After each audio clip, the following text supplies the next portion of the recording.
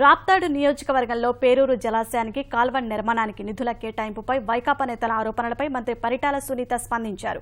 నీరు తరలించే కాలువను 10 కోట్లతో నిర్మిస్తే తాను రాజకీయాల నుంచి తప్పుకుంటానని జిల్లా వైకాపా నేతలకు సవాల్ విసిరారు.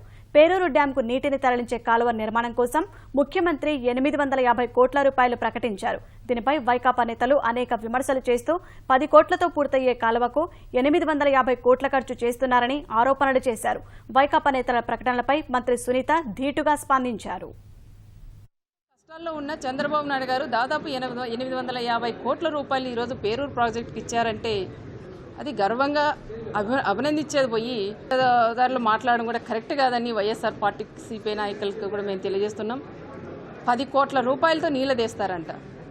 ఎస్, మేమంతా మా నియోజకవర్గం ప్రజలు ఉన్నాం, రైతులు ఉన్నాం, మంచికింత చందా వేసుకొని ఇస్తాం. 10 కోట్ల రూపాయలు నీకు ఇస్తాను, నువ్వు నీళ్ళు తెచ్చిగలవా? అది ఏదైనా మీరు వాస్తవాలు తెలుసుకొని మాట్లాడాలని కూడా తెలియజేస్తున్నాం.